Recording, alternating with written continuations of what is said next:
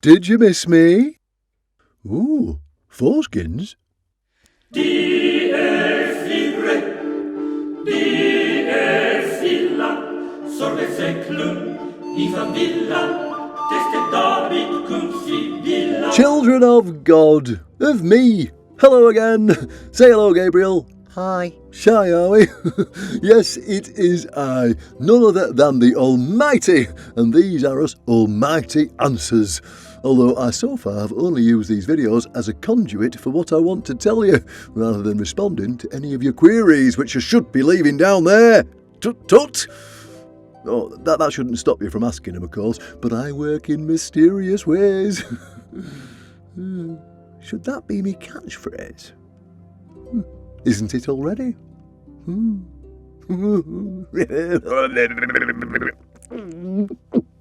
The more ethereal and ephemeral, the more mysterious. And you lot know how I feel about mysteries. That's right, I love them. Now, when we left off last time, we talked about Bathsheba, the beauty bathing Aunt Ruth, and the differences in her story. As you know, Jesus and his first followers, the Christians, were Jews and converted pagans. The story most prominent there is that the prophet of Judaism, Nathan, knew of what David did. In this instance, sending her husband to war in hope that he would die.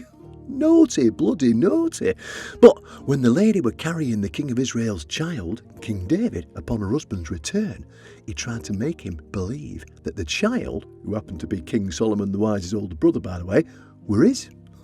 Nathan, in all his wisdom, knew that the headstrong David wouldn't see his mistake. After all, he were a go-getter, wasn't he? In more ways than one. Now, I endowed King David, like his son King Solomon, with great wisdom. And he had a bit of a sanctimonious streak about him. Can I say that? Of course I can. I made him.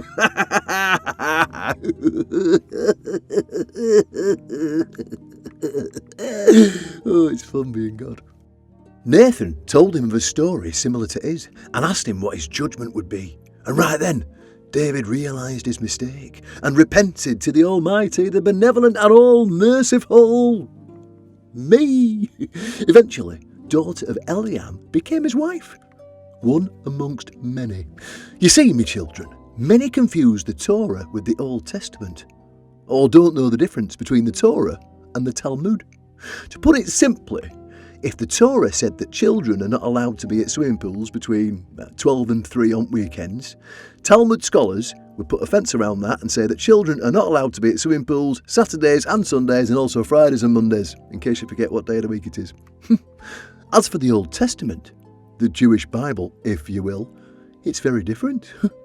We'll get to all those differences from some very nice people who know all about the book and who can explain it very simply.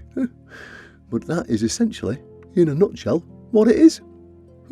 Right, so to today's Christian stories of King David. Oh yes, right to it, because I have important things to do. Running existence isn't anybody's idea of a cup of tea. But I made loads of angels to handle that. And yet I seem to do most of the work. Anyone who's a manager can tell you what it's like to be on one's employees constantly. And if you thought you had a boss that micromanaged you, well, imagine what it's like for us angels when the supervisor who sees, hears, smells, tastes, feels and knows everything. Oh, that's Reet. You lot are well familiar with me. The Reet gladliest of all. Today's story is a continuation of the previous video where we delve a bit more into one of us most bonny of all creations, David in the Bible. Ooh, I already told you about how gladly he laked the harp, how he wanged a stone and beheaded a monster of a man. But in this version, as in the Islamic one, he gave him one in the eye, that Goliath, and then cut off the Maccabean head. He reigned for a long time after King Saul, who was the first king of Israel according to the Bible. Is that right? That's for me to know, and you to never ascertain for certain.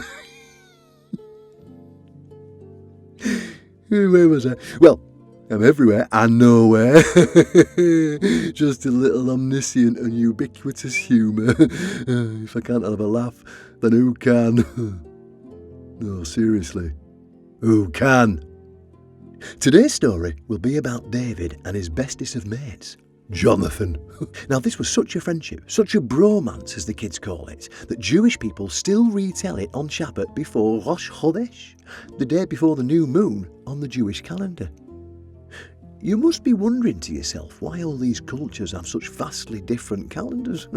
Well, the lunar calendar is actually the one that were most used, and still is in some sects.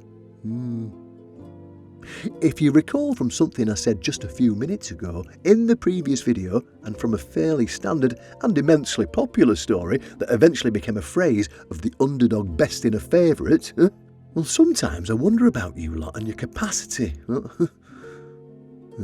David wanged a stone and slew Goliath, grabbed his macker of an head and became a hero to the people of Israel. Yay! Resolving conflicts through violent means rather than diplomatic solutions.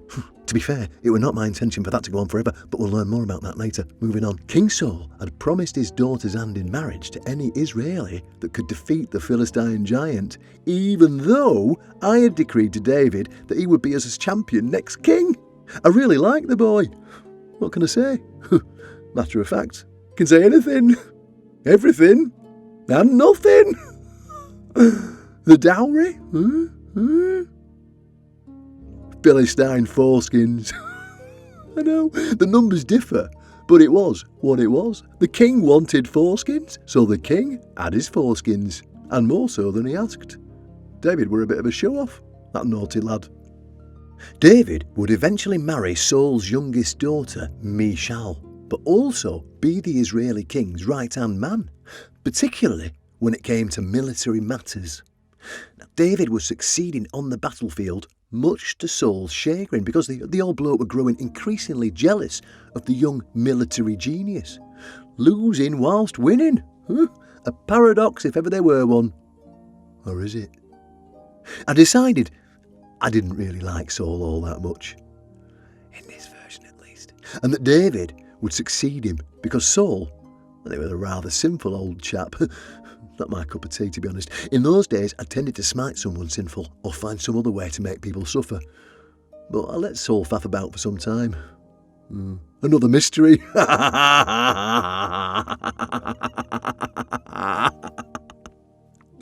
Anyway, meanwhile, David and Saul's eldest son, and therefore successor to the throne, became fast friends. Yeah.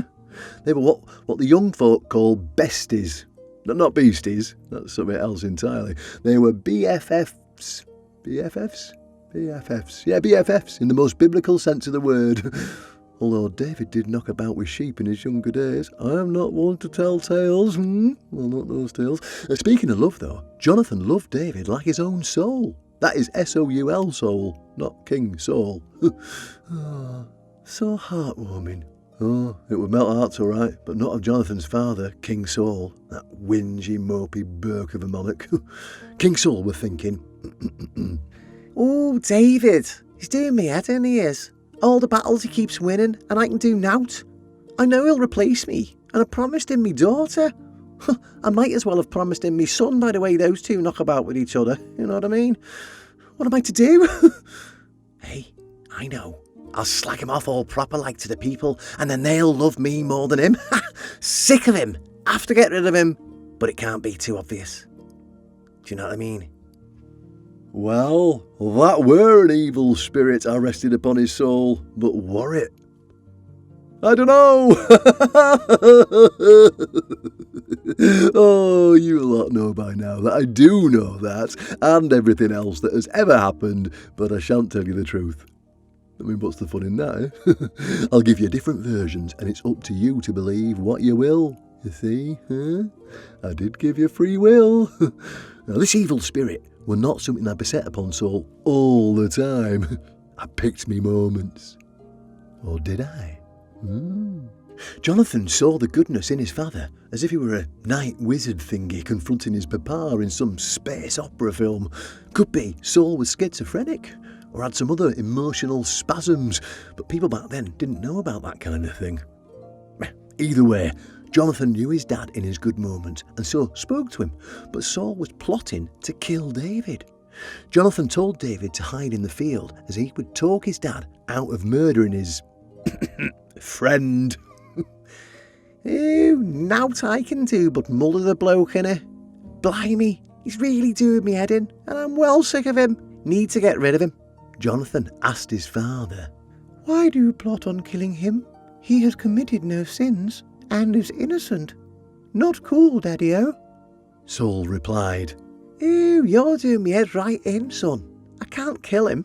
Jonathan was satisfied with this, for he knew that his father was a man of honour and would therefore keep to his word. But, whoopsie! Guess who made an appearance and periodically made an evil spirit enter the king's body?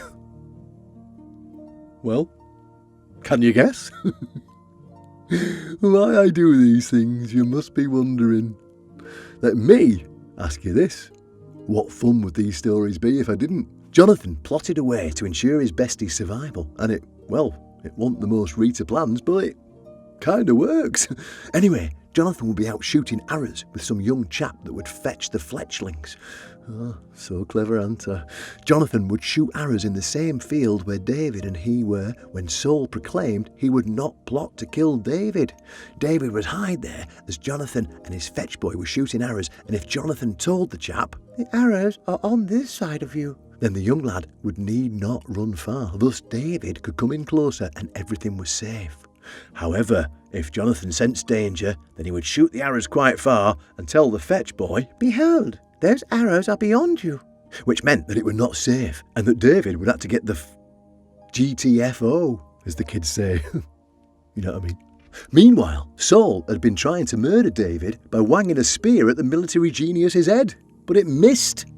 Jonathan ostensibly took this as a sign that it was safe for David to faff about the palace, and David didn't seem to mind. However, it were time to put the arrows test to the test. Sometimes even omniscience does not prevent one from avoiding cliches. It were time for Rosh Hodesh, which were a big deal. The king hosted a big meal at the palace, and it were customary for everyone to attend to celebrate the new month's arrival.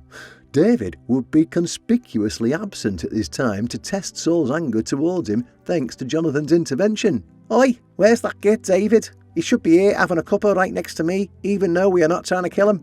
My hand slipped when I threw that spear at his head is all. Jonathan told him that he wasn't available, and that didn't bother Saul too much the first night, as he assumed David were ritually impure, and Saul let it slide.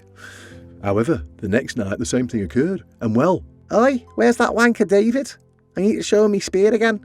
I just had it well cleaned and it's looking well beautiful, and I know he would love to see it up close, like maybe right in the eyeball. Jonathan said that David was predisposed after his brother had summoned him back to tend to the sheep or something like that.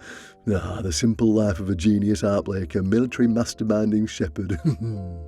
This greatly upset Saul, and he then threatened his son. You son of a straying woman, deserving of punishment.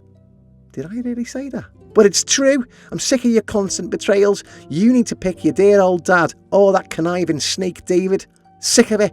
I have to get rid of a son I mustn't have sired with that woman deserving of punishment to have him betray me so. Jonathan were putting up with none of this, even though his father was pointing a reed spear at him and being abusive. Oh, parental love. Saul demanded that he fetch David, and Jonathan ran away from the table. The following day, he went out to shoot arrows with his fetch boy and said, Isn't the arrow beyond you? David overheard and took it as a sign to leave, but went to his best mate after the king's son quickly told his fetch boy to leave. The two besties kissed and cried and reminded each other of the covenant they shared, which will last for generations due to my witnessing it. Although I witness everything, so doesn't every covenant count?